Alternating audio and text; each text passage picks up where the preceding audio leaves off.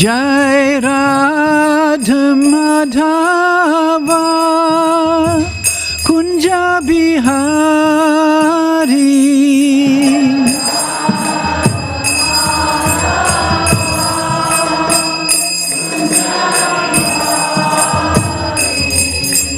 Gopi Jana Balabha Girivardhari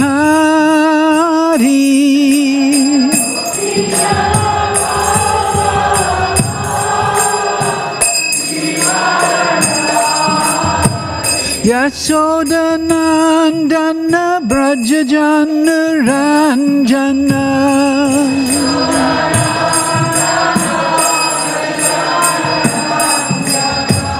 Jamuna Tira Vanachari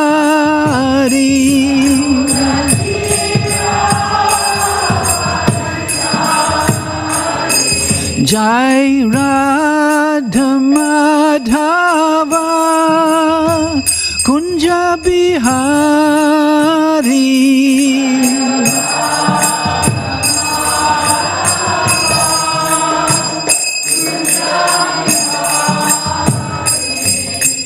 Gopi Jana Balabha Girivardhari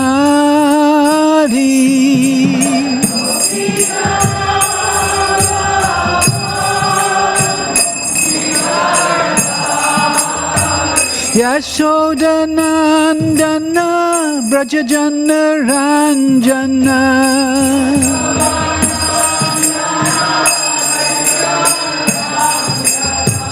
Jamuna Tira Vanachari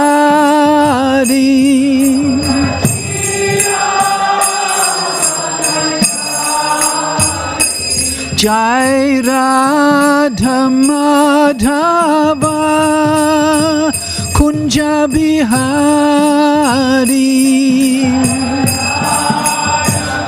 Madhava Kunja Bihari Gopi Jana Balabha Girivardhari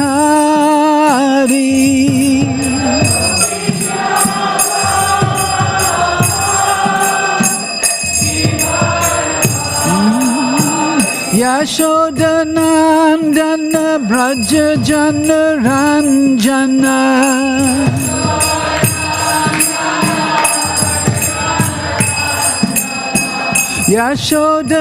Yashodanandana Brajajana Ranjana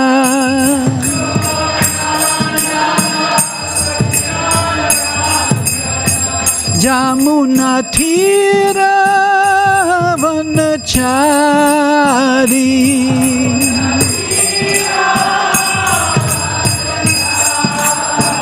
Jamuna Tira Vanachari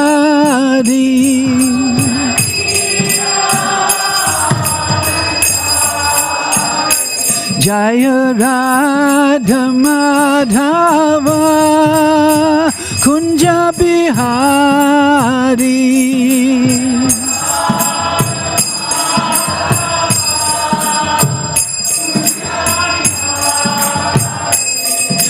Gopi Jana Balabha Girivardhari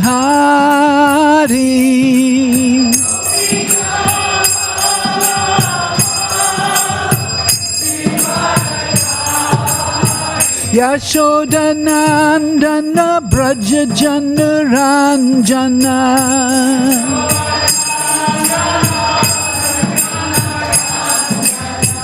Jamuna Tira Vanachari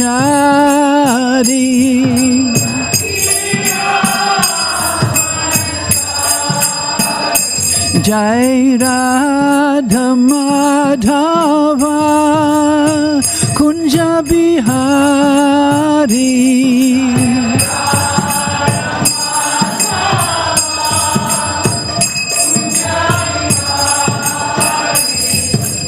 Gopi Jana Balabha Girivardhari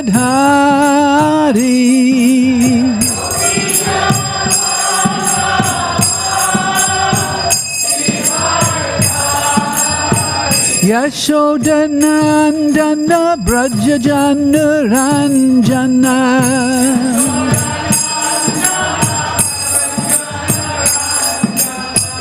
Yamuna Tira Vanachari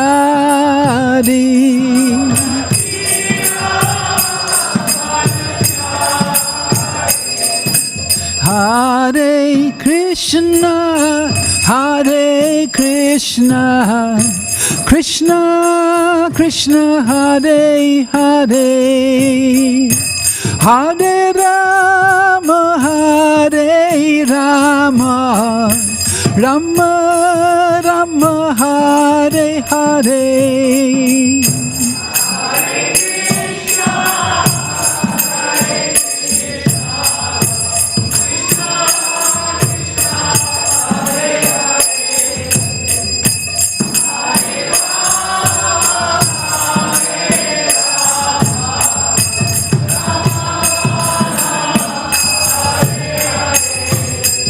Hare Krishna, Hare Krishna, Krishna Krishna, Hare Hare, Hare Rama, Hare Rama, Rama Rama, Hare Hare.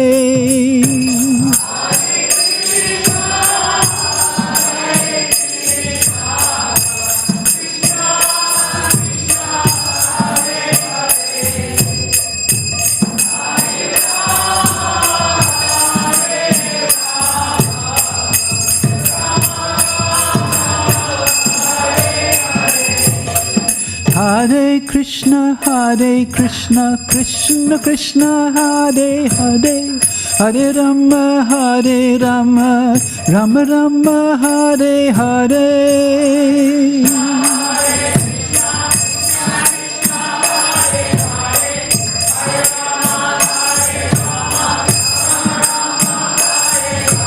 Hare Krishna, Krishna Krishna, Hare Hare, Hare Rama, Rama Rama, Hare Hare.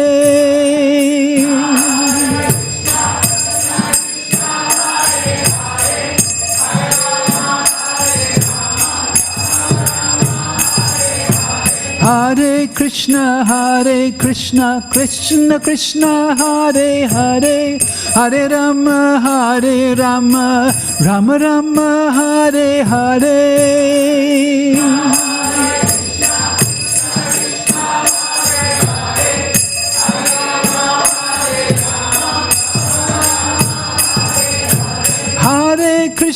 Hare Krishna, Krishna Krishna, Hare Hare, Hare Rama, Rama Rama, Hare Hare.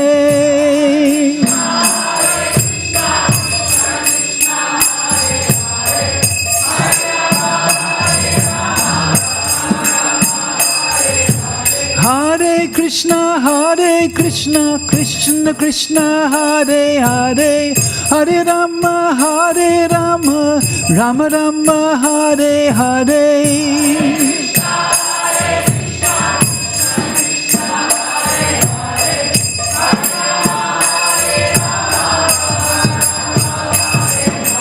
Hare Krishna, Krishna Krishna, Hare Hare, Hare Rama, Rama Rama, Hare Hare. Krishna Krishna, Hare Hare, Hare Rama, Rama Rama, Hare Hare. Krishna, Krishna Krishna, Hare Hare, Hare Rama, Rama Rama, Hare Hare.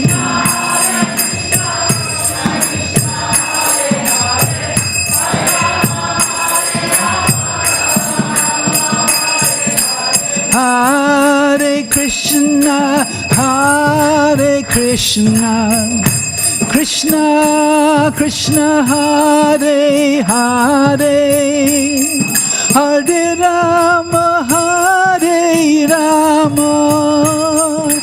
Rama Rama Hare Hare, Krishna Hare Krishna, Krishna Krishna Hare Hare, Hare Rama Hare Rama, Rama Rama Hare Hare, Hare Krishna Hare Krishna, Krishna Krishna Hare Hare, Hare Rama Hare Rama, Rama Rama Hare Hare, Hare Krishna Hare Krishna, Krishna Krishna Hare Hare, Hare Rama Hare Rama,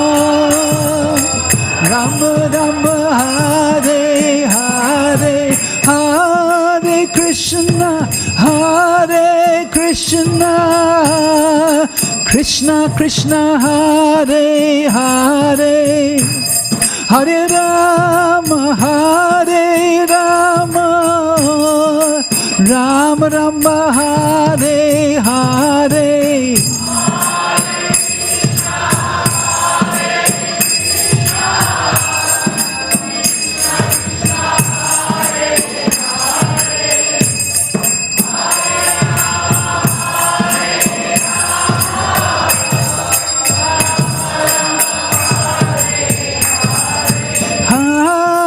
Krishna Hare Krishna, Krishna Krishna Hare Hare, Hare Rama Hare Rama, Rama Rama Hare Hare,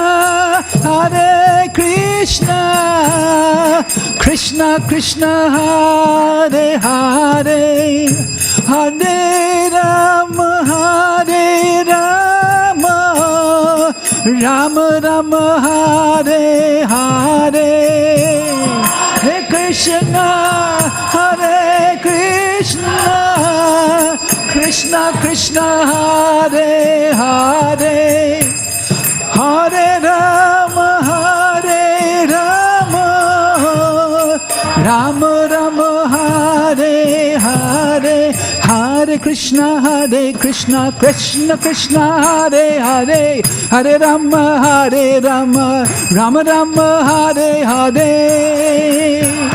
Oh, Hare Rama, Hare Hare, Hare Rama, Rama Rama Hare Hare, Hare Krishna Krishna Krishna Hare Hare, Hare Rama, Rama Rama Hare Hare.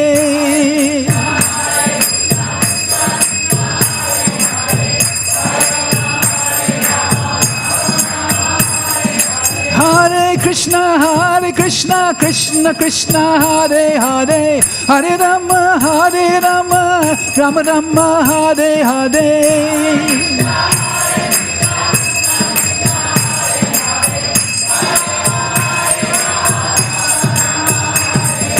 Hare Krishna Krishna Krishna Hare Hare, Hare Rama, Rama Rama Hare Hare.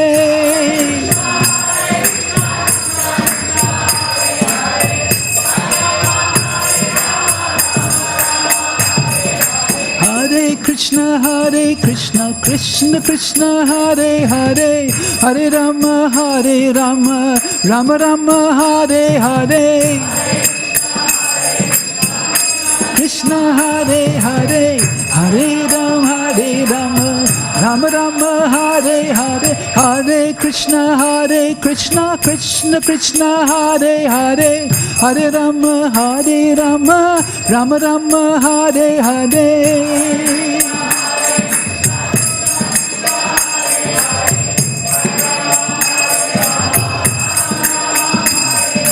Hare Krishna Krishna Krishna Hare Hare, Hare Rama Rama Rama Hare Hare.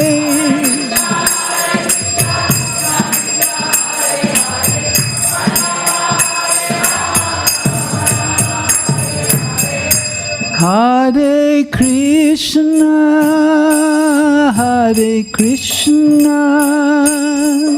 Krishna Krishna Hare Hare, Hare Rama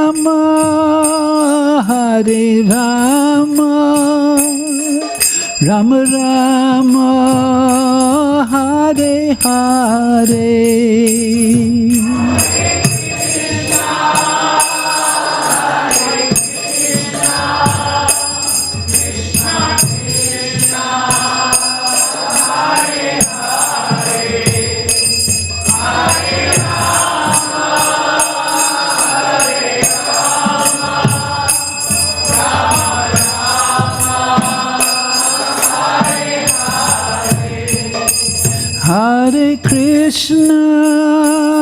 Hare Krishna Krishna Krishna Hare Hare, Hare Rama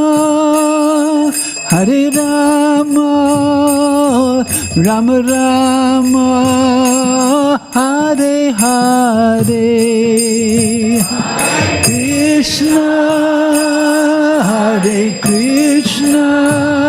Krishna Krishna Krishna Hare Hare, Hare Rama Rama Rama Hare Hare. Jaya Prabhupada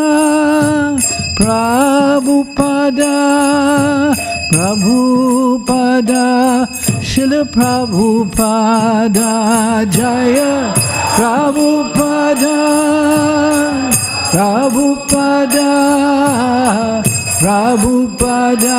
Srila Prabhupada, Jaya Guru Deva Jaya Guru Deva, Jai Guru Deva, Jaya Guru Deva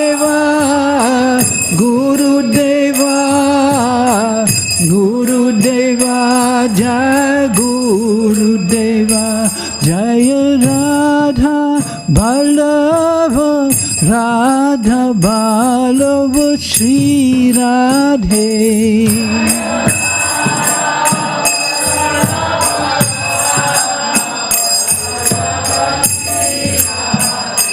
Jaya Radhe, Jaya Radhe, Jai Radhe, Jai Shri Radhe.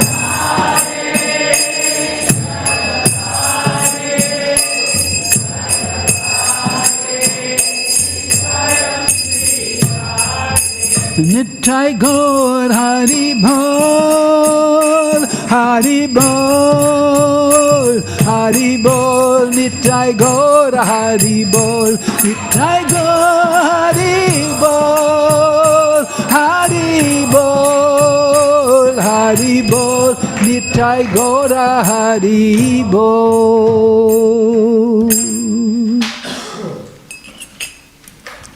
Jai Om Vishnupad Paramahansa Parva Jagattarini Osatera Sata Shri Śrīmad, His Divine Grace Srila Prabhupada Ki Jai.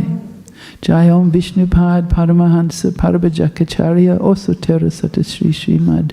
His Divine Grace Srila Bhakti Siddhanta Srila Prabhupada Ki Jai. Ananta Koti Vaishnavrinda Ki Jai. Namacharya Srila Haridas Thakur Ki Jai. Prem Shri Kaho Shri Krishna Chaitanya Prabhu Nityananda Shri Advaita Gadadhar Shrivas Adi Gaura Bhaktivinoda Ki Jai. Shri Shri Gopinath Shamakund Shri Radhakund Giri Govardhan Ki Jai. Shri Vrindavan Dham Ki Jai. Navadvip Dham Ki Jai. Jagannath Puri Dham Ki Jai. Bhakti Devi Ki Jai. Jamuna Devi Ki Jai. Ganga Devi Ki Jai. Tulsi Devi Ki Jai. Samaveda Bhaktivinoda Ki Jai. All glories to the assembled devotees. All glories to the assembled devotees. All glories to the assembled devotees. All glories to Sri Guru and Sri Gauranga. Gaur Premanandi, Hari Hari Bol.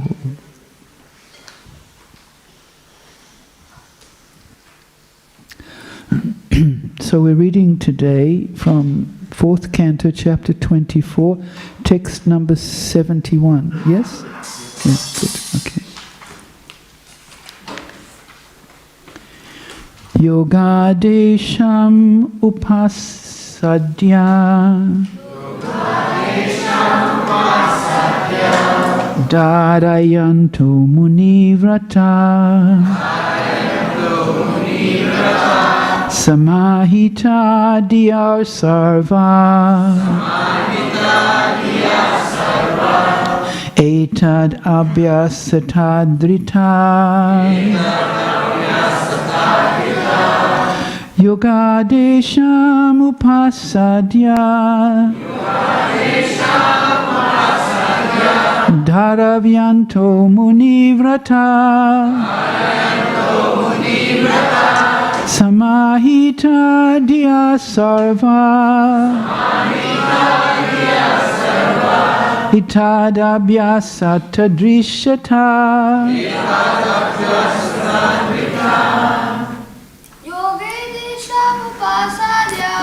Yogadesham upasadya Dharayanto munivrataha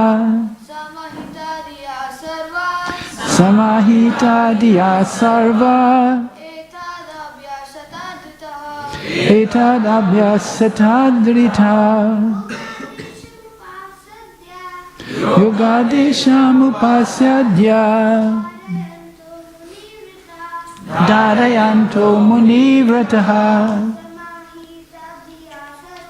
Samahita diya sarva Etad abhyasatadrisha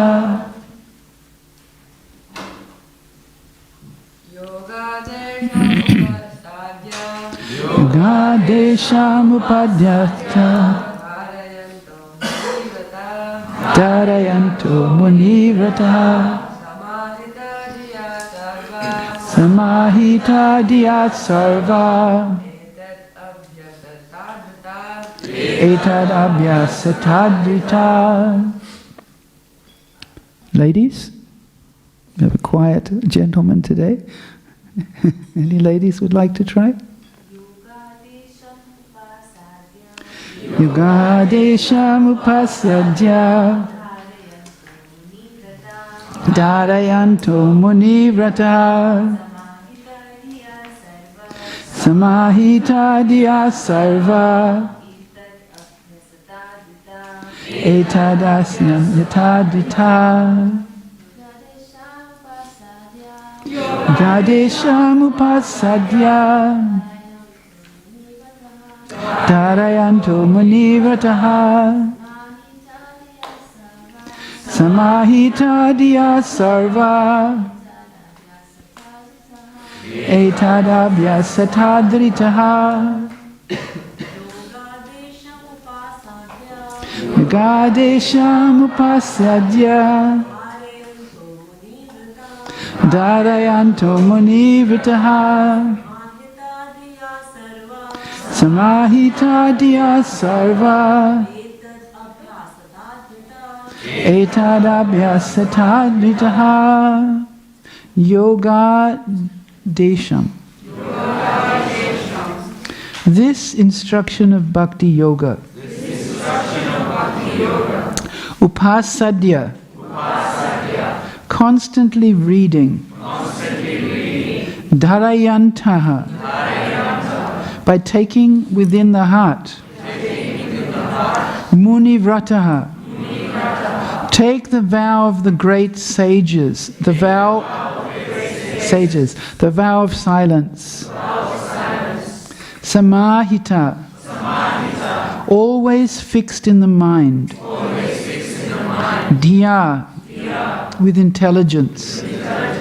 Sarve. All of you. Itat. This. Abhyasata. Practice. Adrita. With great reverence. Translation. My dear princes, in the form of a prayer, I have delineated the system, the yoga system of chanting the holy name. All of you should take this important stotra within your minds and promise to keep it in order to become great sages. By acting silently like a great sage and by giving attention and reverence, you should practice this method. Please repeat. My dear princes, in the form of a prayer, I have delineated the yoga system of chanting the holy name. All of you should take this important stotra within your minds and promise to keep it in order to become great sages.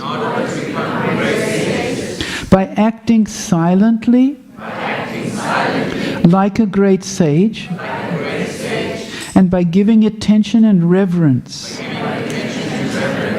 you should practice this method. Om Gyanati Mihandasya Gyana Gyana Salakaya Chakshu Unmilitam Jaina Tasmai Shri Gurave Namaha. So we offer our obeisances always to Prabhupada before speaking, because we are repeating his words.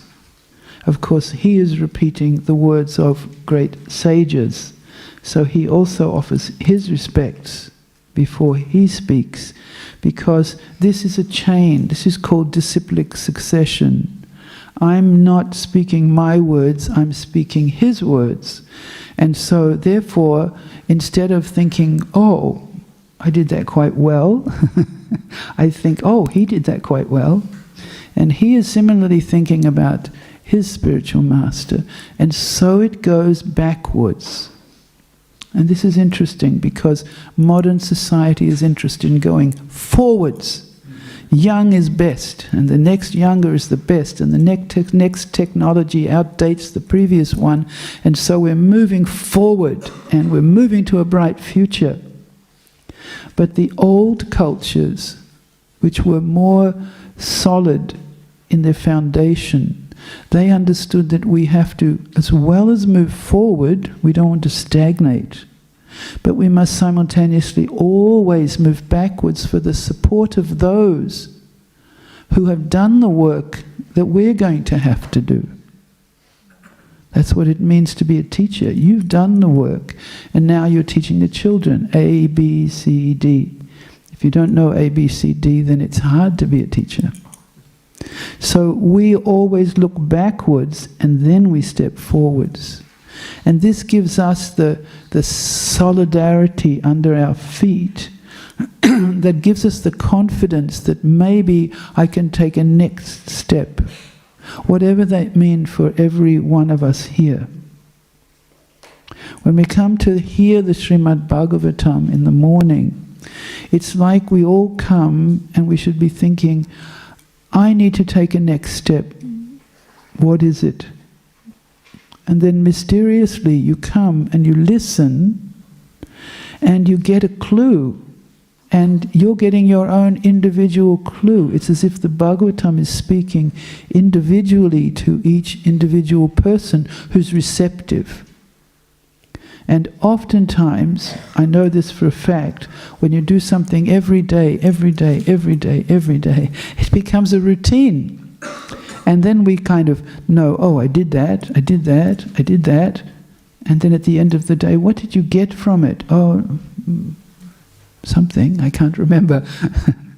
So we don't want to become like routine and mechanical. Machines are mechanical, but human beings are supposed to be growing. So when we listen, we may not understand even anything, particularly those who are our guests today, who are coming not from the Indian culture, where many of the terminology and concepts have been sort of integrated into their cultural experience, so they pick up something instantly. Whereas when you come in and you're coming from this culture, this Western culture with different values, you have to be very open to say, something should be mine. I may not understand very much of what's being spoken about, but I've come here with open heart. I should have something to carry home with me, to continue my journey, my deepening, my inner journey. So let me read Srila Prabhupada's purport. It's a little bit lengthy on this particular verse, and then I'll explain the verse and its relevance.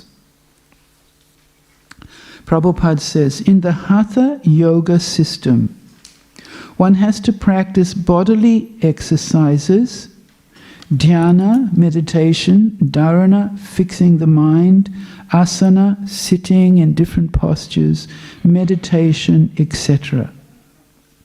And one also has to sit in one place, in a particular posture, and concentrate his gaze on the tip of the nose. This is a very old yoga system. There are as many rules and regulations for the Hatha Yoga system that it is there. Sorry, let me do this again. There are as many rules and regulations for the Hatha Yoga system that it is practically impossible to perform it properly in this age.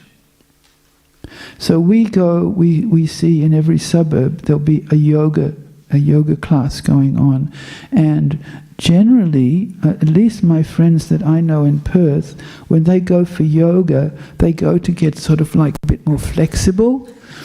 They go to lose a little weight. They go to strengthen their muscles.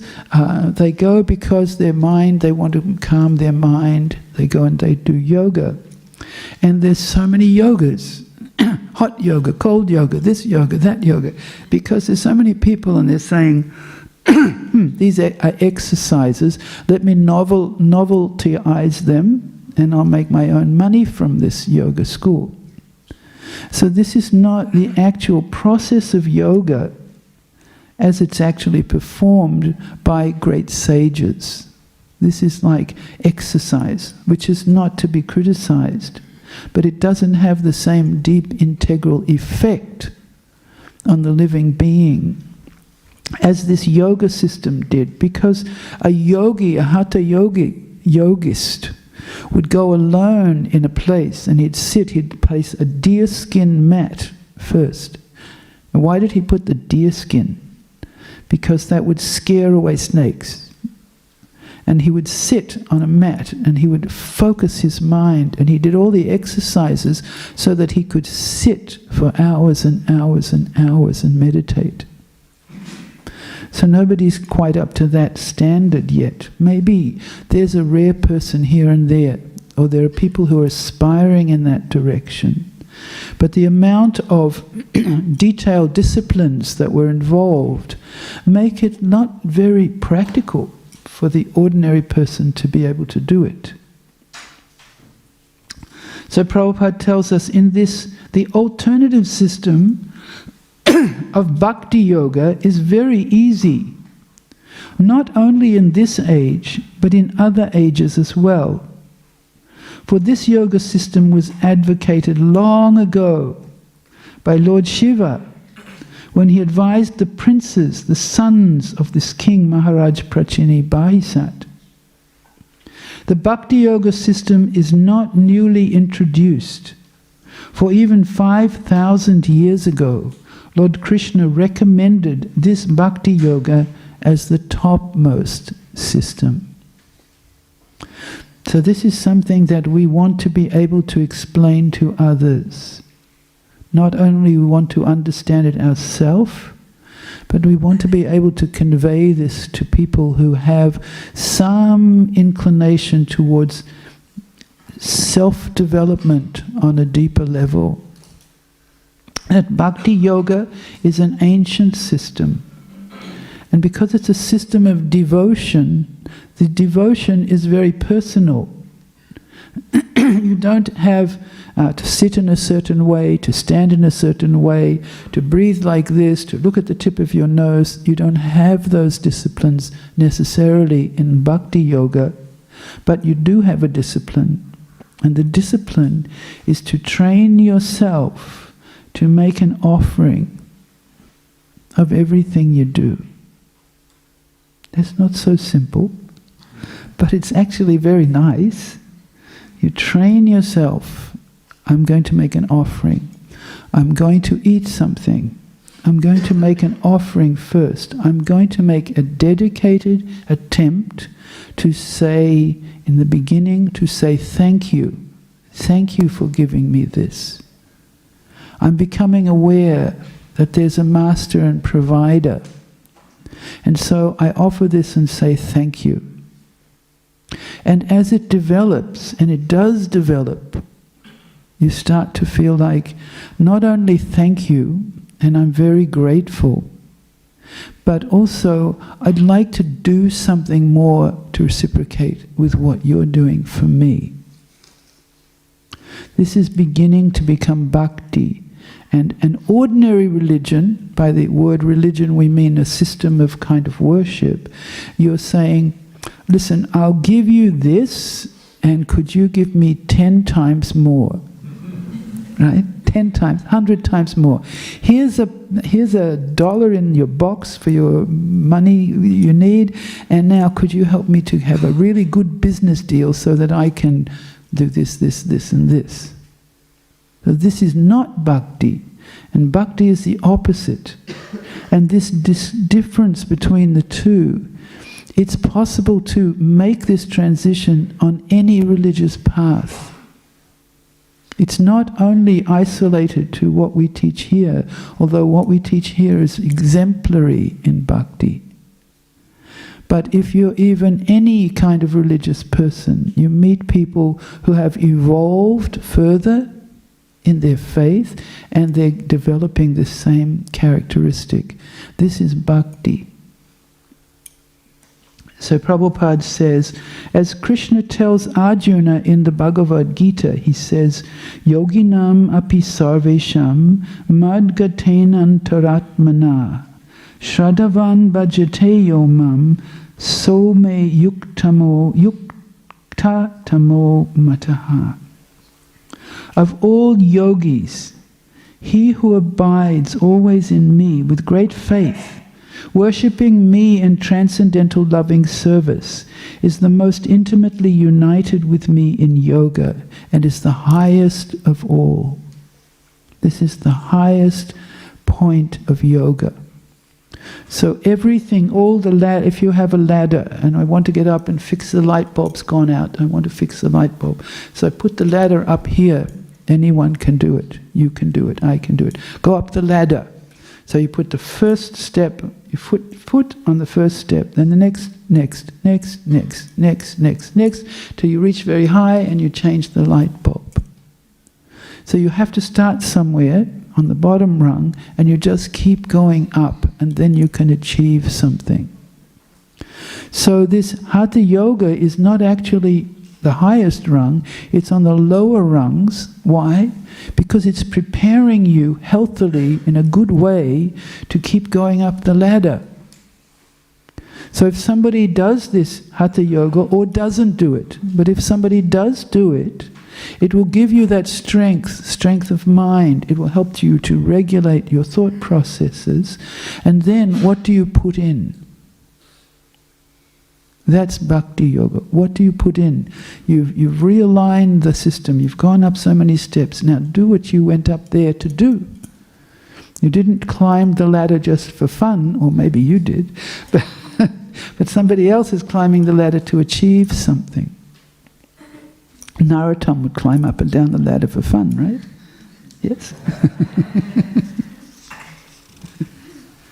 The topmost yogi is he who constantly thinks of Krishna within himself and chants the glories of the Lord.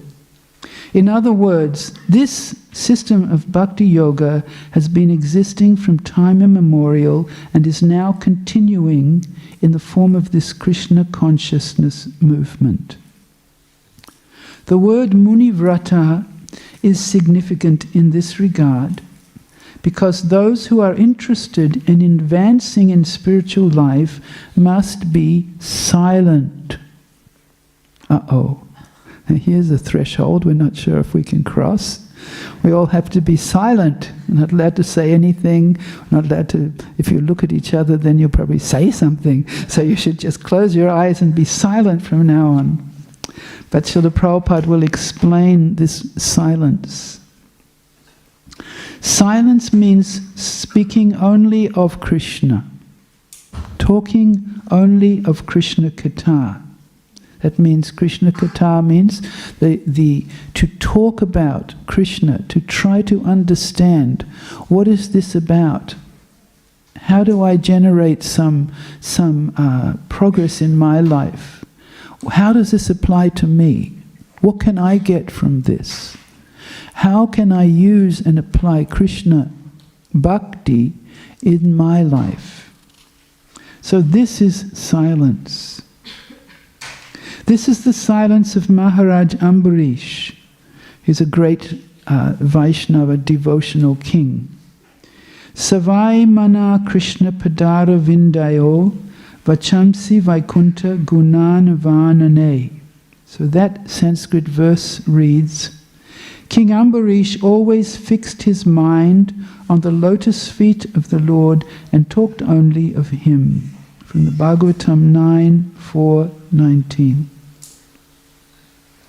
We should also take this opportunity in our life to become as good as a great sage, simply by not talking unnecessarily with unwanted persons. So this doesn't mean that you can't talk to anyone. It doesn't mean that you designate everybody they're unwanted people. But if somebody is actually unwanted in the sense that this conversation is completely taking me outside of my orbit, then I must learn how to become more silent and more internally fixed and shift back towards my intention. This is a habit, this is a yoga habit that anyone can benefit from, no matter who they are. It's very hard not to get involved in everything that's going on, but it's valuable. We should also take this opportunity in life to become as good as great sages and talk of Krishna or chant Hare Krishna undeviatingly. This is called Munivrat. The intelligence must be very sharp and should always be acting in Krishna consciousness. The words indicate that if one takes these instructions from a spiritual master with great reverence and practices them accordingly, he will find this Bhakti Yoga process to be very, very easy. I think I chose this verse because of the last words, very, very easy, because it'd be really nice to have something to do that was very easy rather than something that seems impossible. Now this is the verse 71, just to put this into context for you. 1, 2, it's the third part of the conversation of Lord Shiva after he finished this prayer, or a stotra. The word stotra in Sanskrit means like a lengthy prayer, not just a short prayer, but something that has a lot of substance to it is called a stotra. So when he finished, he had come to this place because he knew that these 10 young men were coming there, and their purpose in coming there was to really seriously become deeply spiritual. They'd been told to come by their father, who was a king, their princes. And they knew that in time our father will go to the forest, because that was the culture. He'll go to the forest to totally only meditate on the Lord, and at that time we'll step into his place. So he, knowing that, the father said, go to the forest for 10 years. In this time period, that was much longer, but it was actually for them 10 years. Go to the forest, practice meditation, control your thoughts, become like a great sage. And then you come back and you've got to manage the whole kingdom. So they weren't going off to just go Om for the rest of their lives. They were going off to come back and engage in practical action, like ourselves. Everybody here has something practical that they have to do. These boys have to study. Do you go to school? No. Do you go to school? Yeah, he goes to school. He studies at home. They have to study. So most of us go to work, or we go home and have to clean up and tidy up the house. So many things go on. So how can I integrate into my life this process of bhakti yoga? This is a universal question. Like, if I talk to everybody here, you'd all tell me a different set of circumstances, but in some way you'd be asking the same thing. How can I integrate this into my life? So Lord Shiva, he knew that these were high quality princes, very, very high character, very, very top class. And he knew that he had something to give them for their journey. And so what did he do? He appeared where they were. They didn't expect to see him. Lord Shiva is rarely seen by anyone. And he appeared there. And they were so surprised and so amazed to see Lord Shiva. And then, as we heard in the very first verse, 2 days ago, he said, now I shall chant one mantra, which is not only transcendental, pure and auspicious, but it is the best prayer for anyone who is aspiring to attain the ultimate goal of life. When I chant this mantra, please hear it carefully and attentively. And they did. And so Lord Shiva, he chanted 33 verses. And I've spent quite a bit of time reading these verses so I can speak to you. And I would think that anyone who just picked up this book and started to read them would become a little bewildered very quickly, because it took quite an amount of time to actually enter into and simplify what's being spoken of in the Bhagavatam. And to simplify doesn't mean to get rid of things. It means to actually find what is the essence of what Lord Shiva is telling them. And so first he offered his respects. He offered Lord Shiva. He started to chant this mantra. He offered respects to the Lord within the heart of everyone. Then he offered respects to the deities, the predominating forms of the Lord that control everything, that control the psychic actions that we think we're controlling and not doing always a very good job. He offered respects to them. He explained who they are, in brief, because in this context, these boys knew this information. It's new information to us, and so it seems a little bit scanty. But but they knew these things. He was directing their mind to this meditation. And then he started to describe the form of that Supreme Person. He has a form. He wears something. He has eyes. He has hair. Now that in itself is quite shocking to a modern Western person, right? Because how can you have form and be God? Right? He has blue hair, he has purple hair, he has what kind of hair does he have? I would like purple hair, he'd like blue hair, I'd like red hair. If God has a black hair, then what about the blue hair and the red hair and the purple hair that I'd like or he'd like or she'd like and so on? Then I'm missing out, I don't want a God who has black hair. He plays a flute. Why doesn't he play a guitar? It seems as though to us, from our perspective, looking upward, it seems like if we designate a form, we're correct. It seems like if we designate a form, we're limiting God. And so in some religions, it's absolutely forbidden to consider that God has a form that you've created. But here the interesting thing is that this knowledge is not coming in that way, that somebody made it up, it's a novel, it's an interesting idea. But this is knowledge, as I said, when you look backwards and you find out this line of exalted persons, this knowledge has been handed down from them to us. And so it's a little bit over our heads.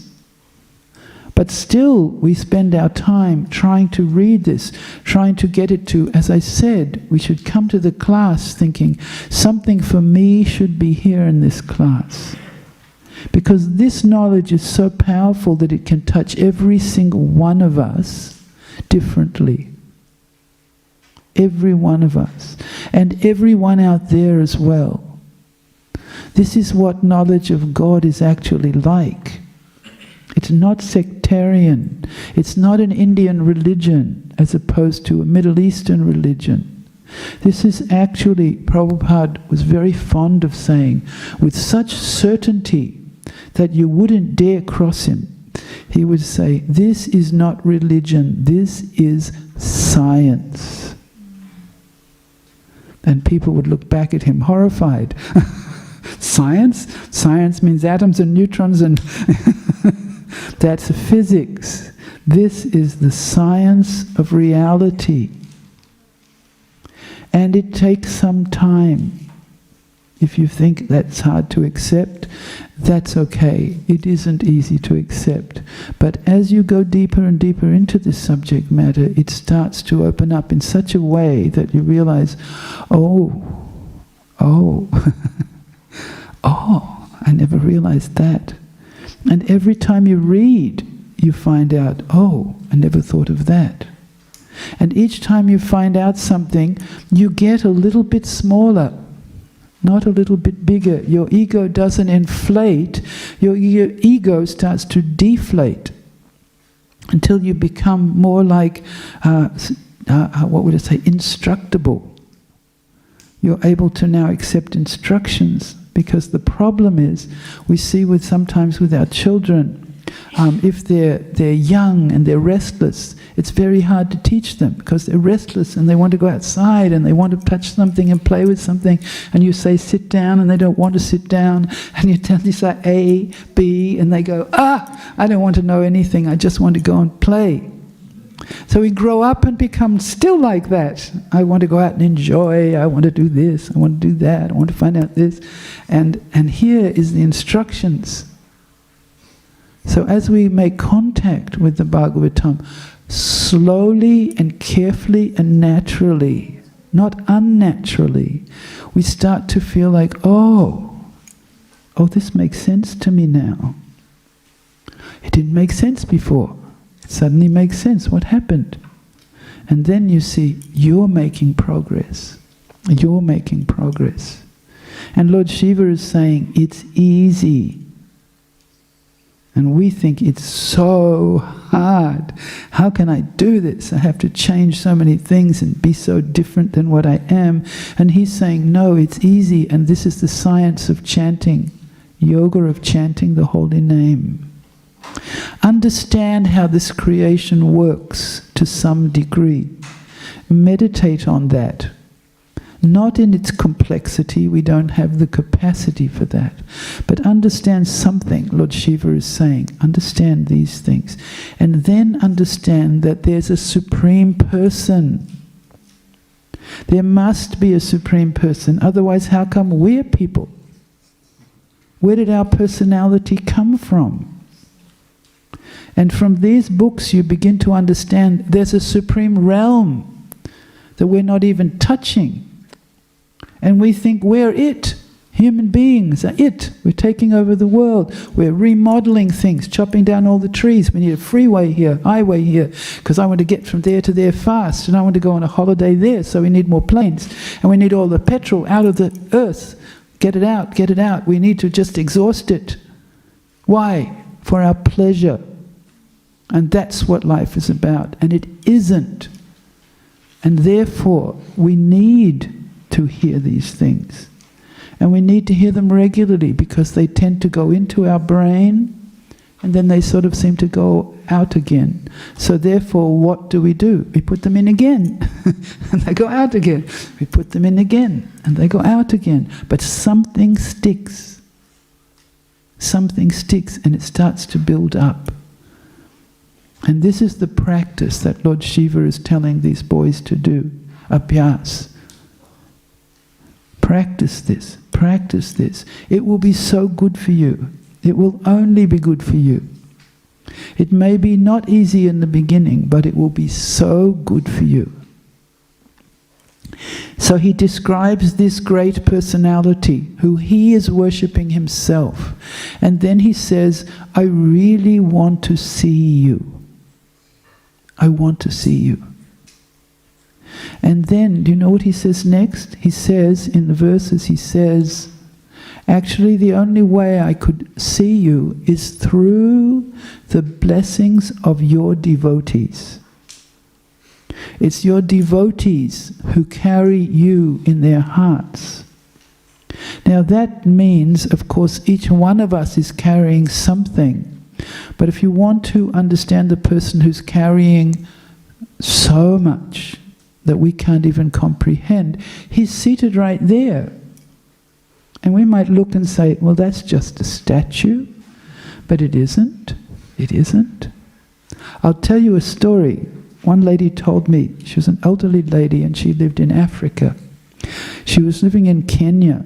And in African cities there's often violence because there's poverty living side by side with wealth. So she was in the temple there. They had a temple, a small temple. And these two men came in with guns, African men, and they were going to rob the place. So they said, everyone, the guns are there, everyone on the floor. So everyone had to lay down on the floor, put their head down and hope for the best. So they all lay down on the floor and they ran around, they stole whatever they could find, and then they left. And when they got up, to stand up to see what had happened, they saw something that really touched them.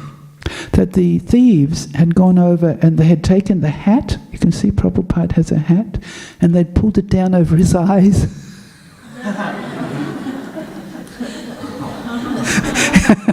Pulled it down over his eyes.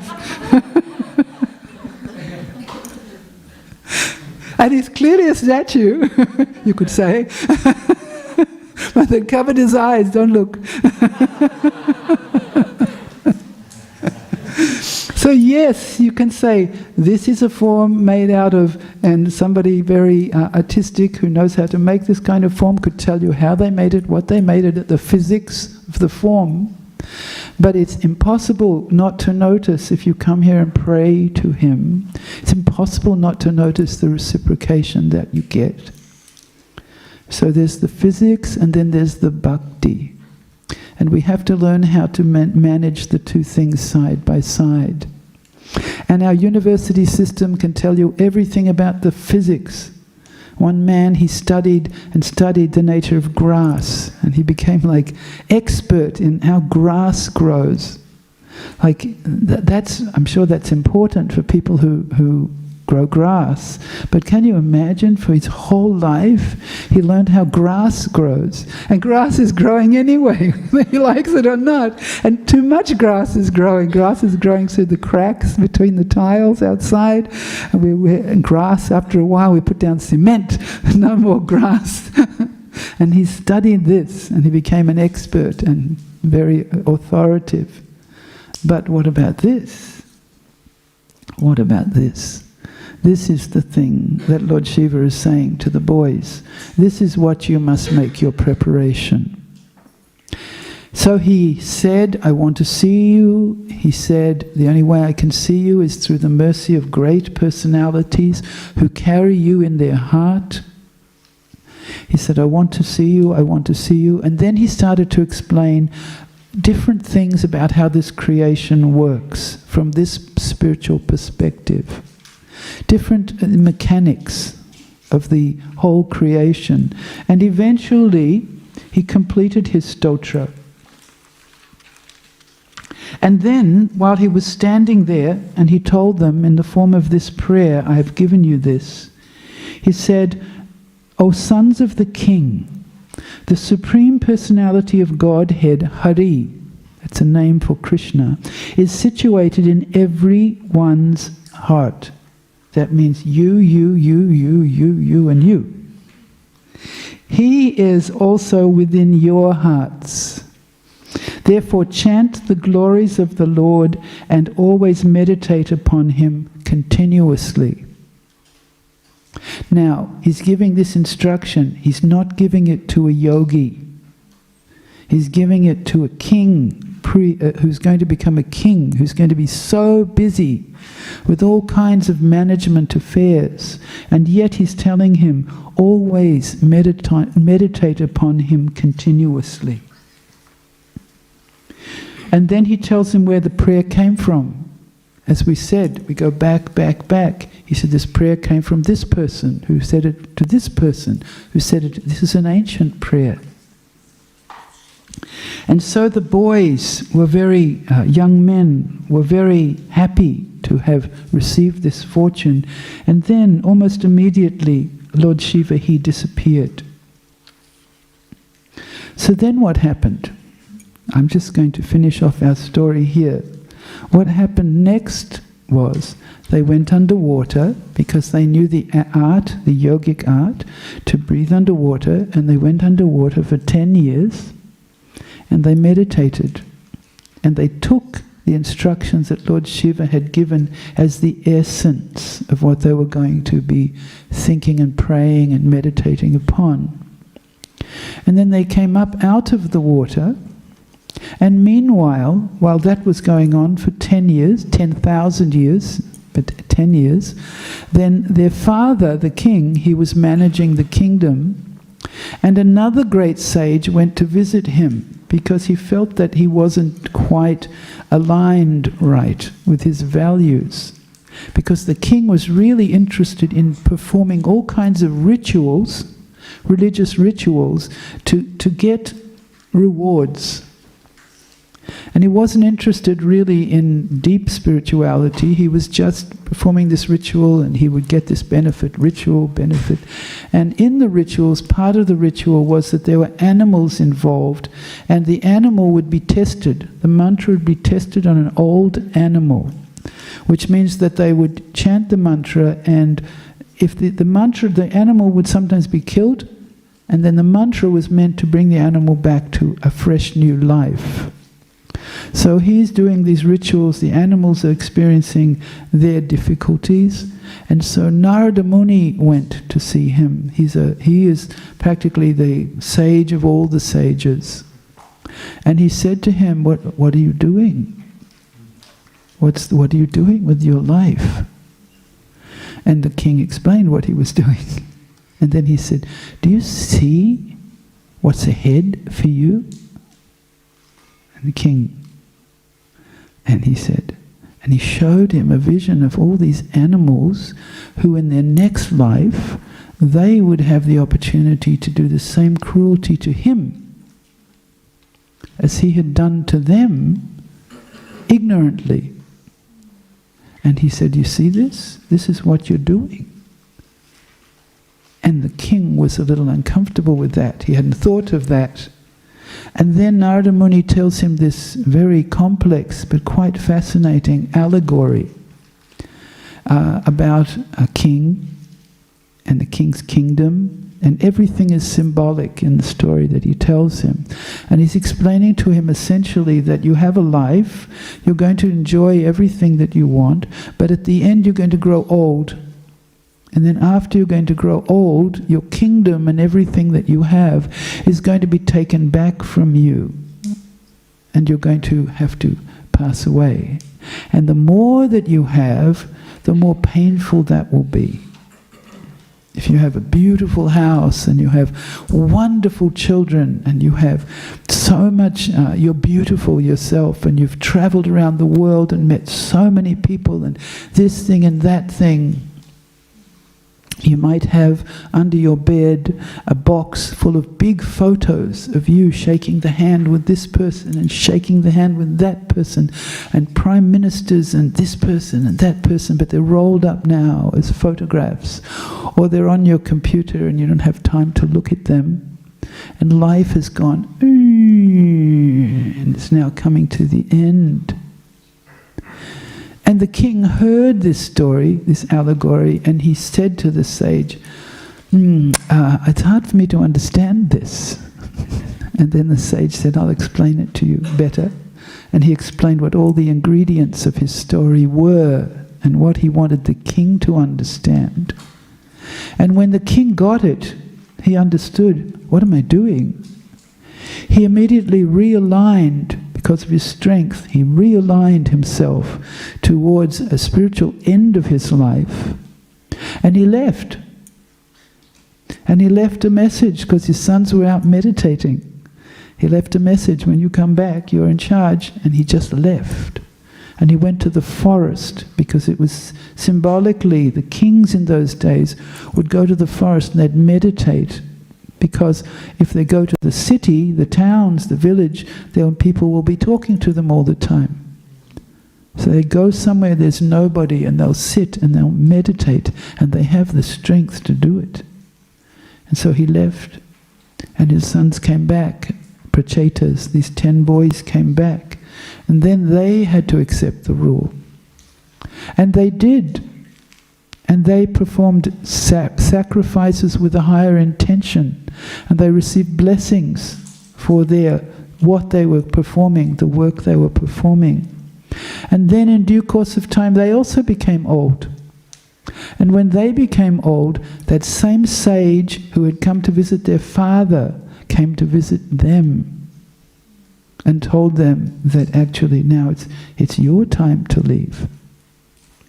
And they did. They remembered what Lord Shiva had taught them when they were young. They said to the sage, "Oh, Lord Shiva, he taught us. And we forgot it all."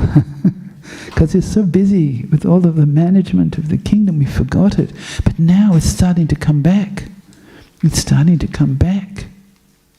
And now is the time where we can actually apply what we heard so long ago. And they did. And it's said that they attained the perfection, their spiritual perfection, and partly and clearly in the beginning, the fortune that they received came from this Rudra Gita, or this song sung by Lord Shiva to these young men. So I'll stop here, and if anyone has any questions, please ask, or any comments. Brahmakund. Hare Krishna. We see, Lord Shiva is praying there to see the form of the Lord. So how do we see Krishna or the form of the Lord in our lives? Turn to the right.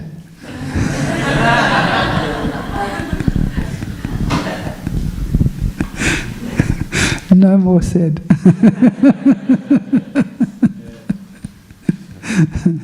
The problem is we need the eyes. Which means we need the heart, which means we need to hear. And as we hear more and hear more, then our eyes start to take in the vision, the experience of seeing starts to connect with something internal. Like, I can see all of you, but I don't know you all. So those who I know, I go, oh, there's my friend Ganga. Because I know who she is. I have experience. But another person sitting before me, I don't know anything about them. I might smile at them with affection. I might stand before them and go like this, but I don't know what to say to them. So we combine what we're hearing with what we're seeing. And what we see, we ask about it. What is that? Especially if it's a new experience, we ask people, what am I seeing? And they tell you something, and according to what they tell you, your eyes work better. Right? I've had this experience, and everyone has. When you go to India, if you go to India alone, some people tell me, I'm going off to India by myself, and I say, good luck.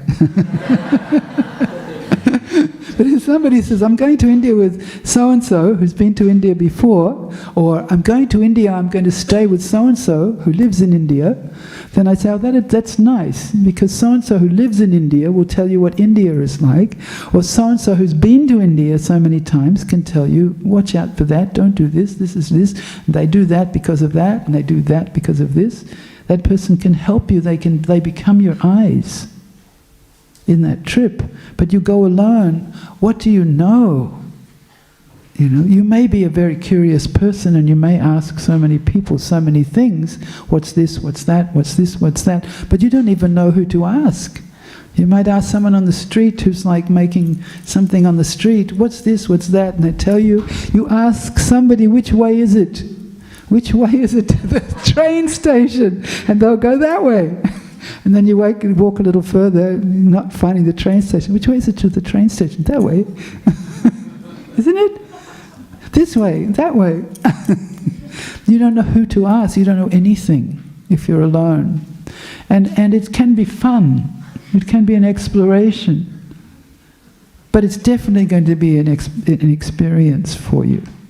Whereas if you want to know, I want to go and I want to see this, I want to see that, I've got to either find someone there who knows, who lives there, or somebody who's been there and visited that terrain, and they'll help you to achieve what exactly you wanted to achieve. Similarly with the deities.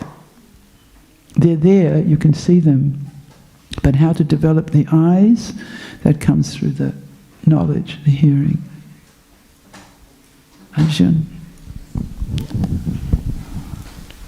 Mataji, we hear this many times when we speak in similar terms to people that have someone as a guide to walk you through through life. But the point comes forth is then what is the adventure in life if you're not experiencing yourself, if you're not going through life yourself, experiencing pains and pleasure. So how to understand that? Well, you will experience pains and pleasure, and you will experience for yourself. You will. It depends. You see, one person who says that, their thinking, their thought is, I'll experience the most fun if I just go out and sort of do everything for myself and just find out as I go along. So that's one way, and some people prefer that. But then there are other people who come to a point, either by doing that, or they come to a point of sort of a little bit more sensible, where they think some guidance would be very helpful. Then there's, of course, the part that's really scary for everyone is, do I have to take this guide absolutely seriously? And my answer to that would be, you can't, until you know you can. You can't do it until you know you can do it. So what do I do in the mid time? Well, that was interesting. Lord Shiva, he said, take this with respect. Respect it. He didn't say, lose your individuality, you can't be you anymore, you have to be what I tell you to be. He didn't say that. That was never spoken of. So the fear in the mind of myself and anyone is, oh, if I try and follow this person, maybe I won't be able to be authentically me. And I would say also that for some time, it's a good thing not to be authentically you. It's a good thing. It's a good thing. But you have to trust it. Like my husband was saying to you, don't be afraid. It won't hurt you. Because authentically me is pretty stupid. Right? And I had that experience personally when I was traveling. I had my own plans for what I was going to do with my life. I had an agenda and a career path and everything that I was thinking to follow. And then I was traveling out. I just left Australia, which was, in those days, in 1970, was a big deal, especially for me. I wasn't a famous movie actress, by the way. I was aspiring to be something like that, but it certainly hadn't occurred yet. But so I was on my way. I was going to go to America and then go to London and become a famous movie actress. There I was, treading my path. And then simultaneously I had something spiritual going on. It was definitely not my priority, but it was there. I'd tell people I'm a spiritual kind of person. I've met these Hare Krishna people and they chant this Hare Krishna, Hare Krishna. I do too. I hadn't changed my lifestyle at all, but a little Hare Krishna was there, and I'm like, I'm spiritual and I'm going to become famous, and let's keep going. And then I went to the Hare Krishna temple in Los Angeles, and the very frightening thing for me, and it was frightening, it was terrifying at the moment, was that some intuition from within me, nobody said a word to me, but during the kirtan, at that moment, I had such a deep experience that something inside of me, and it was a different era, we were all like hippies, and it was a different temple, completely full of young people only, but something inside of me said, you've got to stay here. You've got to stay here. Why? Because if you walk out the door, you'll forget it.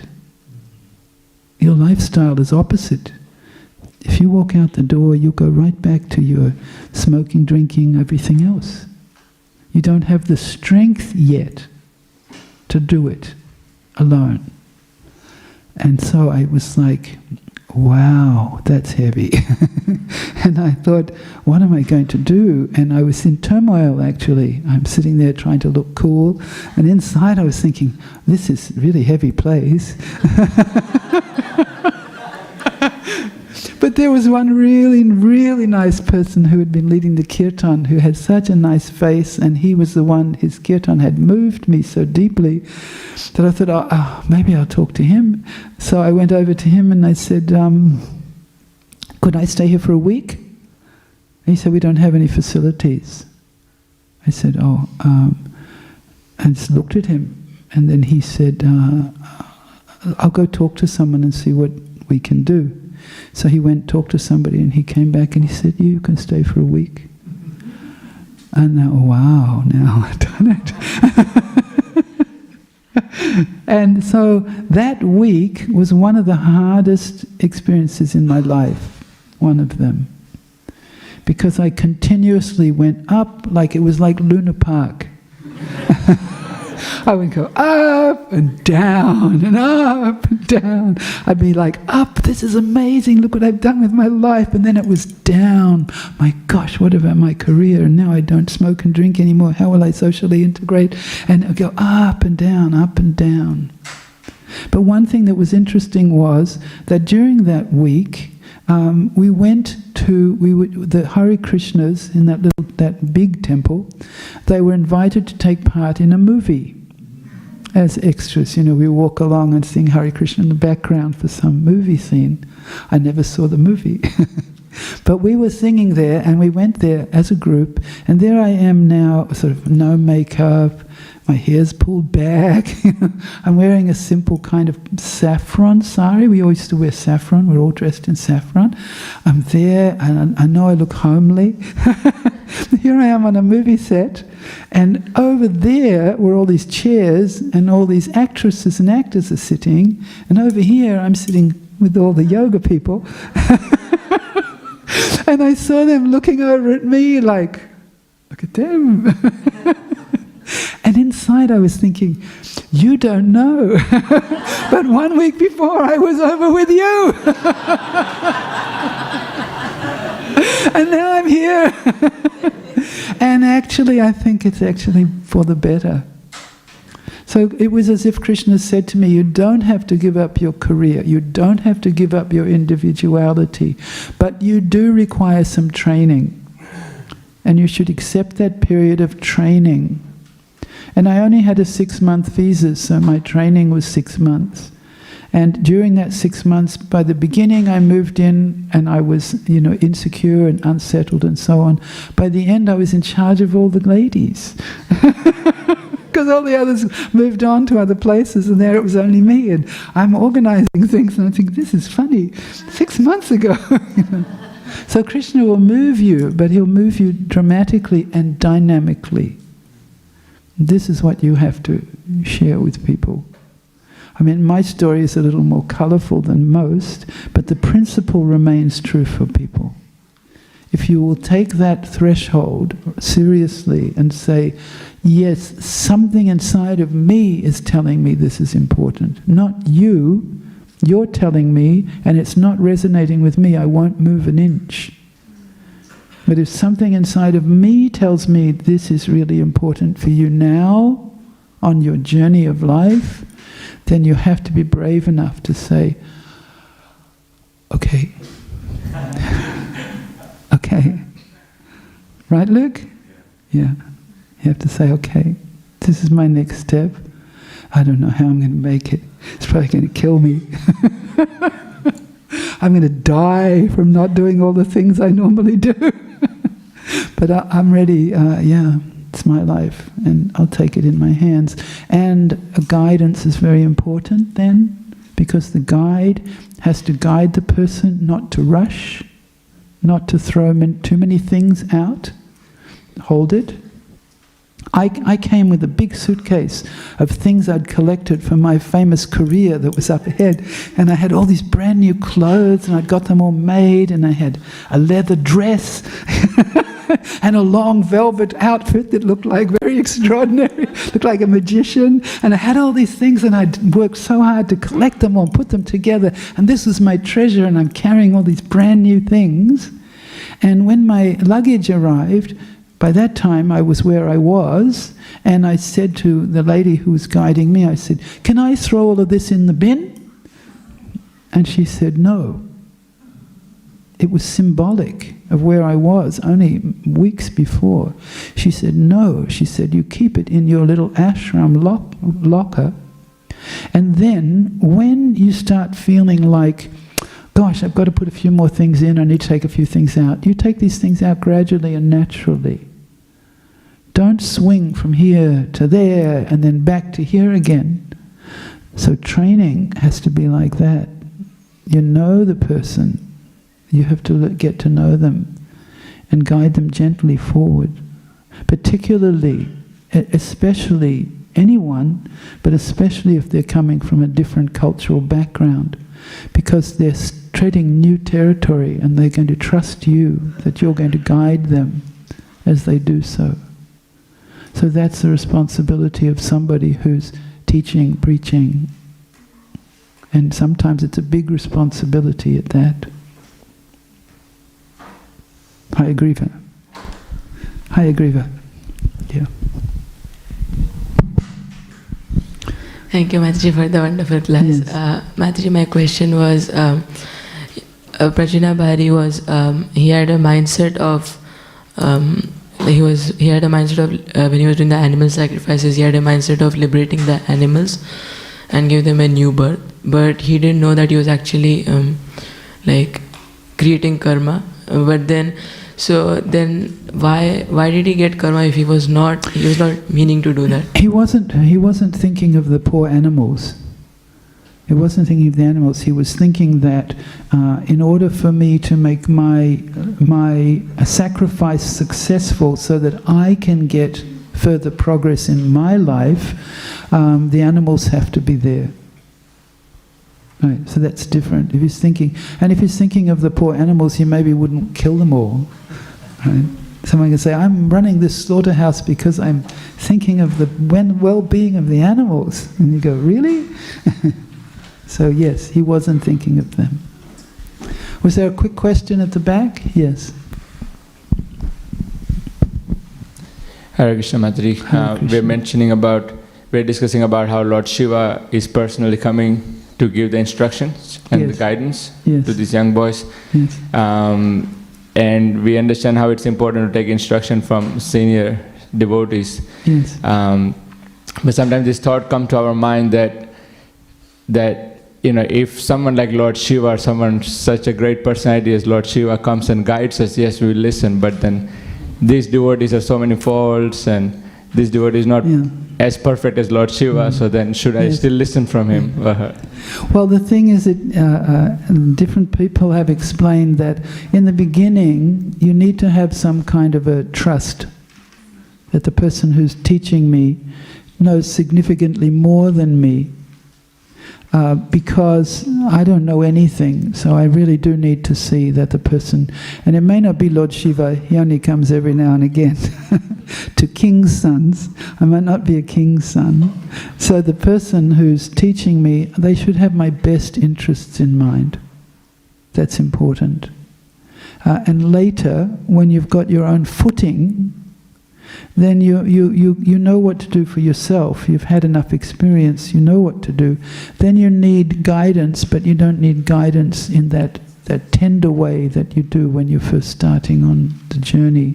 So then somebody who's just a little more advanced than you, who may have a few faults, but they may have a few pearls of wisdom, you might be able to say, thank you for that, and that's useful for me now. But in the beginning, you definitely need that sense that this person, I can trust them. And that's the weight of responsibility on the people who are teaching and preaching. And that purifies them by carrying that weight. Otherwise they might think, oh, I know so much, I don't need to do anything. I'm already kind of somewhere. And these people are nowhere. So that always is the discipline for the person who's trying to speak. And we're encouraged to speak, and sometimes we get a bit scared speaking because not only are we speaking, but we know we have faults, right? I know I have faults, and here I am sitting speaking to other people. So then I have to become very honest with myself and with others. Listen, this is all I am, but I'm repeating something that I heard back there. Came from there. It might help you too. And I'm trying to follow it. I'm not doing a very good job all the time, but I'm making my effort to follow it. And to the degree I'm trying to follow it, it's very powerful. Right? So I'm not saying I'm the example, but I'm saying it's working for me and I'm trying to move forward. So why don't you see if it works for you as well? Jai Sachi. Hare Krishna, Mataji. Yeah, Hare Krishna. When Brahma Kund asked that question, how do we see Krishna? And you also mentioned that story about those thieves who covered Prabhupada's eyes. Yes. We had a similar incident in Fiji when we were doing Rath Yatra, Padyatra. So we had life-size DT of Srila Prabhupada, which we took from one place to another place, and we had evening programs done everywhere. Yes. And one of the guests came and said to me, he said, you see that person? He was so attentively listening that he even didn't blink through the whole class.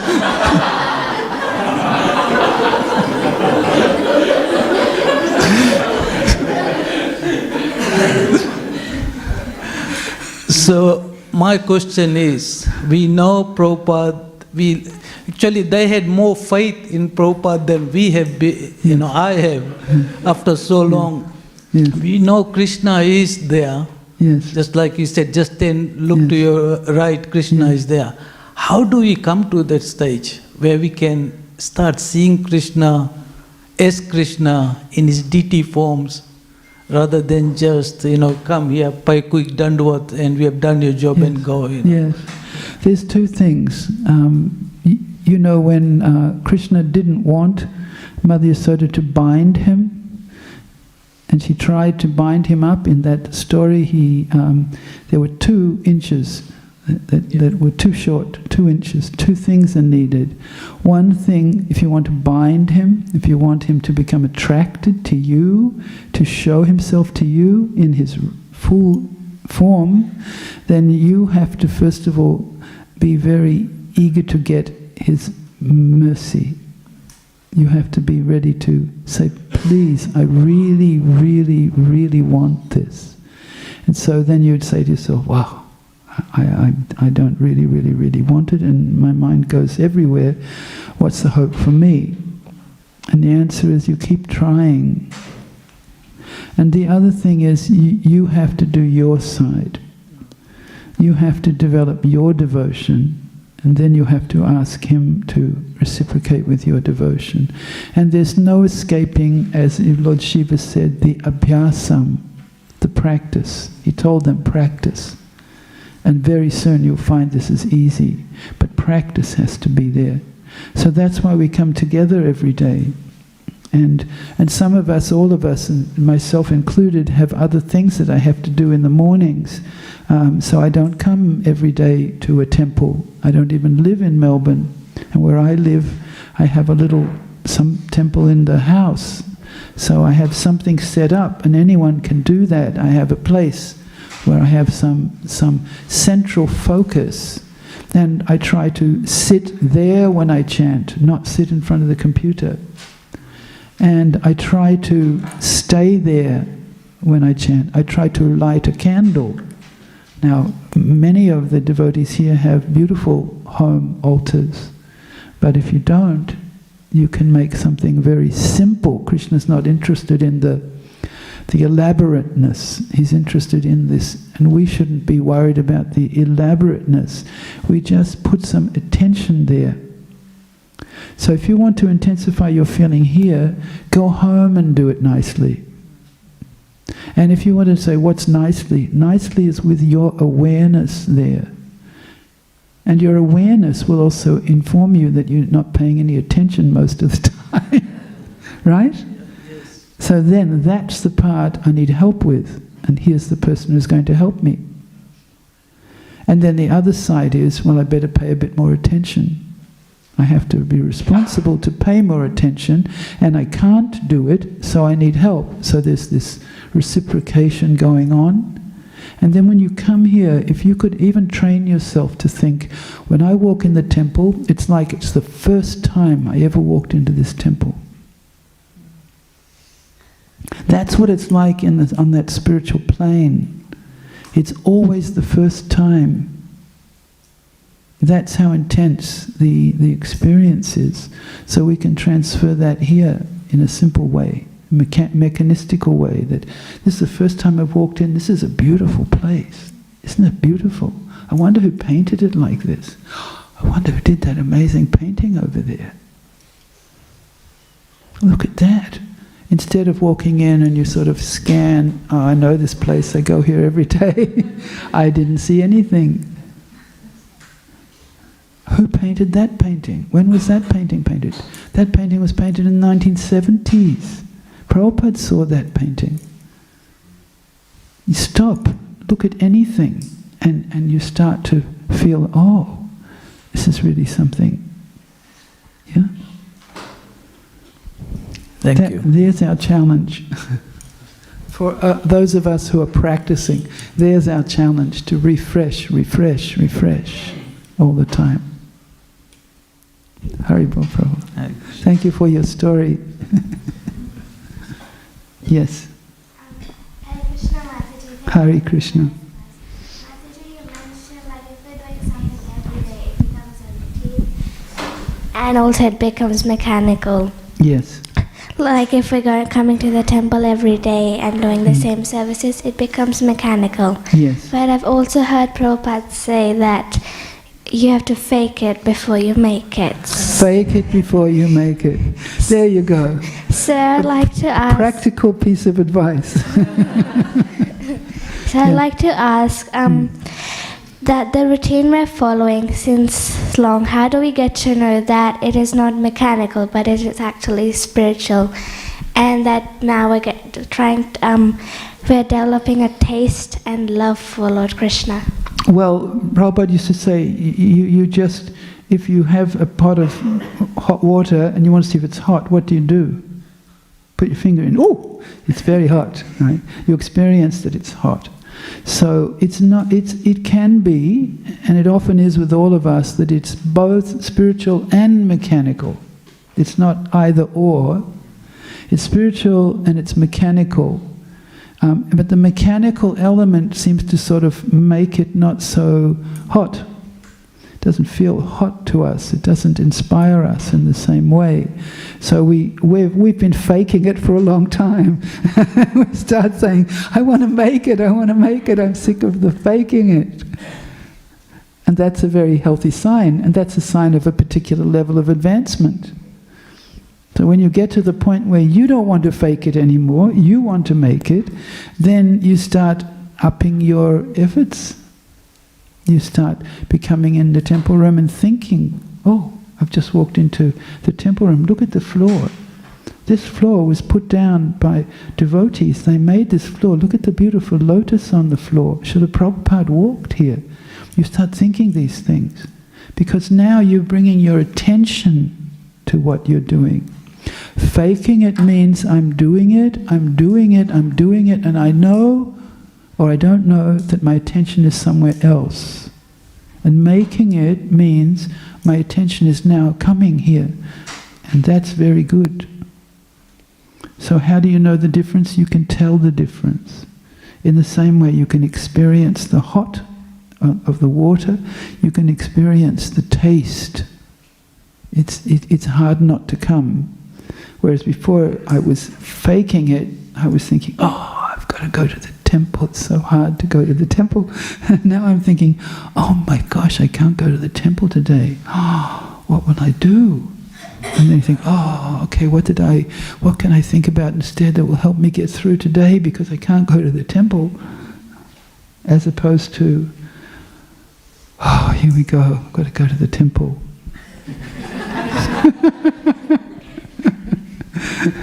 Any honest person knows that they have had that experience. Yeah? Thank you, Mataji. Okay, thank you. You always ask good questions. Thank you, Mataji. Yes, Luke. Thank you so much for this wonderful class. Again, amazing. I noticed on my journey that many of us, especially people who are not really so spiritual at the moment, they have this idea that they don't want to be dependent on anything or have to rely on anything. Yeah. Like what you was just mentioning then about, I don't have to, now I can't come to the temple, damn, I really want to go to the temple. Someone would be thinking, yeah, but that means you're relying on something to give you something, you can get it all for yourself. Yes, so, yes. What can you do to help? Okay, let me ask you a question, a personal question. Please. Yeah, when you were in your heyday,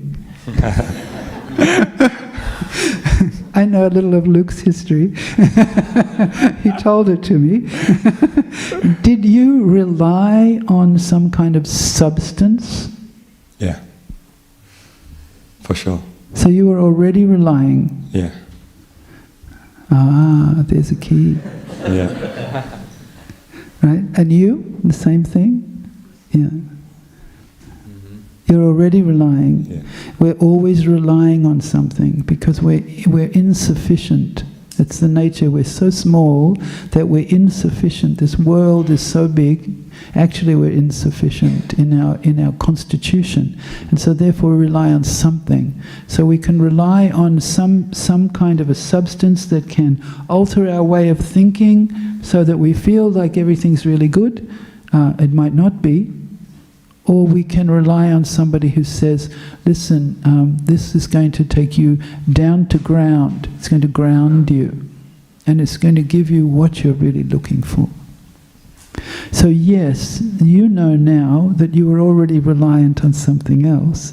But the person who's reliant on another stimulating system, they'll say, no, I have my life, I want to do it my way, I don't want to rely on that. But you'll be wise enough to see, you're already reliant. Yeah? Yeah, for sure. Thank you. Yeah. Thank you, Mataji. It really works in mysterious ways. I shouldn't be here today, I should be at work, but unfortunately I almost lost my thumb yesterday. So fortunately. The Lord works in mysterious ways, eh? Yeah, very much so. But there's a question on my mind. I'm really struggling with this at the moment, is because I'm really seeking spiritual truth and the ultimate truth. Yes. And I want to do that without feeling it's being controlled. Like, I always believe spiritual truth is about liberation. Liberation. Yes. Complete freedom. And I've listened to a lot of people, and I feel I'm getting all this information, but it's becoming overwhelming too much. One person saying do this, do that, another person saying do this, do that, and I'm like, how do I know? I'm listening to my heart, and I know something's working because the way I feel in kirtan and the way I feel when I chant, there's something really opening up in my heart. Yes. But I want to do that, and I want to experience God and Krishna without feeling I have to do this every single day. So what do we do? Well, I would say the first thing I would say is that you're at a certain point of your journey, and it's an awkward spot, like I was when I moved in the temple. It was very awkward. I felt like sort of all thumbs, as they say. And so it was really hard for me to really gauge even what I was doing. I also knew so many things. Before I came to Los Angeles and moved into the temple, I was into transcendental meditation. I don't know if that's still around. And what happened to me was I was doing this transcendental meditation because we didn't have the internet, we didn't have YouTube. I couldn't find out about everything like you can. So I was doing that, and I'm Hare Krishnaing at the same time, going backwards and forwards between the two. And at a certain point I thought, I wonder if these two are actually go together.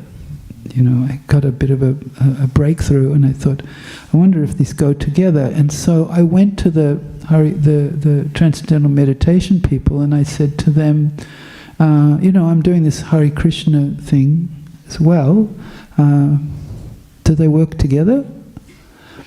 And the person in the Transcendental Meditation Center said, this meditation is enough in itself. This is going to get you what you want. It's going to bring you, if the sound vibration is going to free your mind, it's going to do all of these incredible things. You don't need this Hare Krishna, whatever that is. And so I went to the Hare Krishna Center, and I said, listen, I'm doing Transcendental Meditation and Hare Krishna together. Do they go together? And the devotee who I spoke to said, you add Krishna, Hare Krishna, to whatever you're doing. Don't worry about that. You can keep doing that if you want to do that. But you add this chanting of Hare Krishna. And take that addition seriously. Don't do it in a sloppy way, but you add that and you see what happens.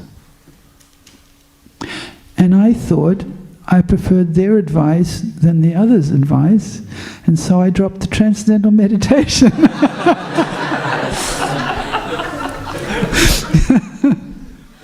I didn't know what Hare Krishna was, but I might as well do that one. Yeah. So there's going to be so many people who will tell you so many things, and they all have something to say, and they may have some grain of truth, or they may not. They may be faking it till they make it. But they'll tell you different things. But when you start to feel that in the Hare Krishna line, if you're feeling that, protect that, feed that. It's like a culture.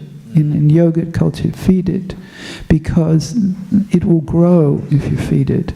And then when you go further in your journey, 1 year from now, if you've been feeding that part of your journey, then evaluate again.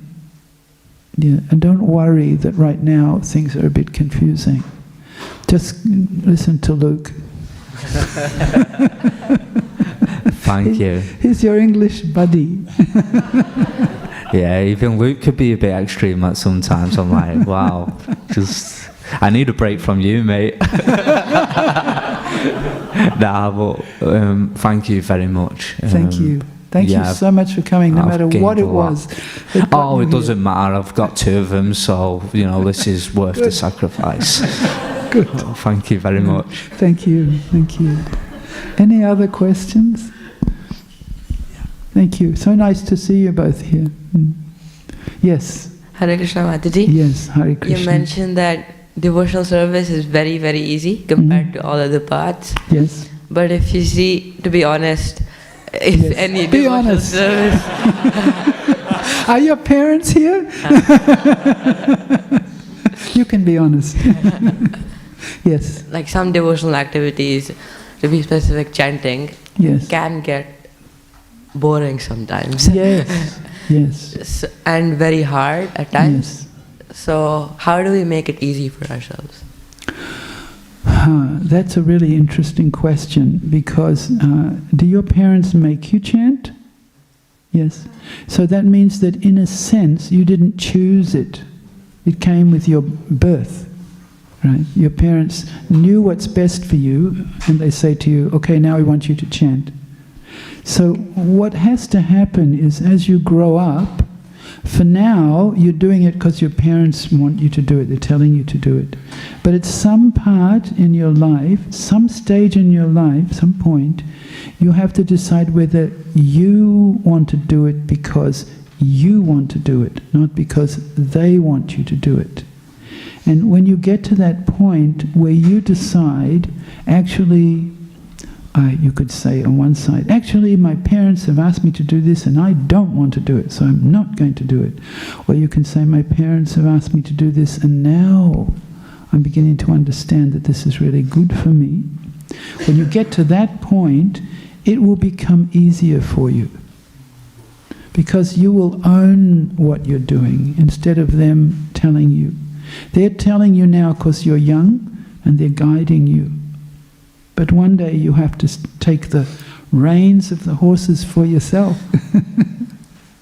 Do you understand? Yes, I understand. And it is hard. We say it's easy, but that easy is compared to other practices.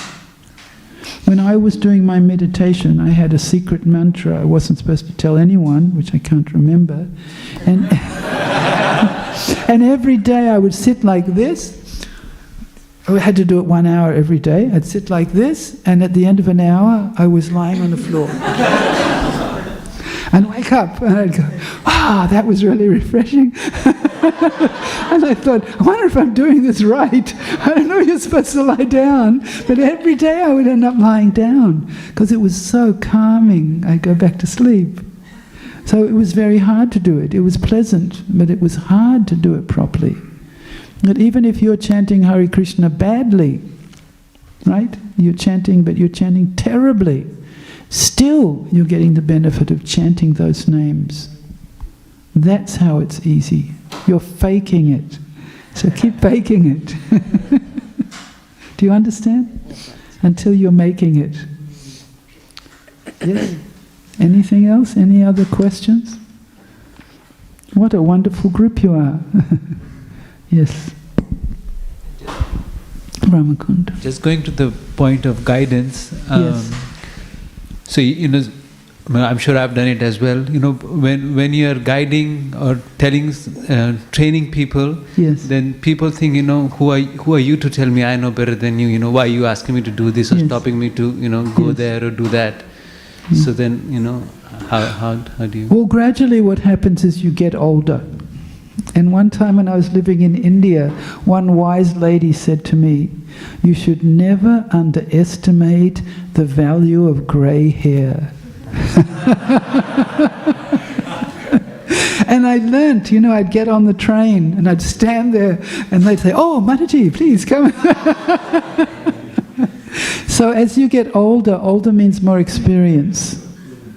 So that experience means that sometimes you do things well and you feel, "Oh yeah, I learned something from that." And sometimes you do them badly and you learn something from that. And there's no escaping the learning process. And mistakes aren't included in the learning process. That's part of the learning process. So invariably, anyone who's really genuinely trying their best will look back and laugh at what they were doing 10 years before and thought it was their best, because now they've moved on so far since then. So you just keep doing it, but do it with as much kind of aspiration to do it better. That's what you're responsible for. You're responsible to keep the aspiration to improve alive, kindled with burning. And the rest is Krishna will give you that, because he must be very, very, very pleased that you're setting yourself forward to do that, even with what you feel are disqualifications. So his pleasure, you don't always feel your pleasure when he's feeling his pleasure. He may be appreciating you and you may be feeling very inadequate. But when he's pleased, then you'll make progress. So keep doing it. It's wonderful. Look. All right. I think we should stop here, otherwise we'll go all day until tonight. Thank you. Hare Krishna, Hare Krishna, Hare Krishna.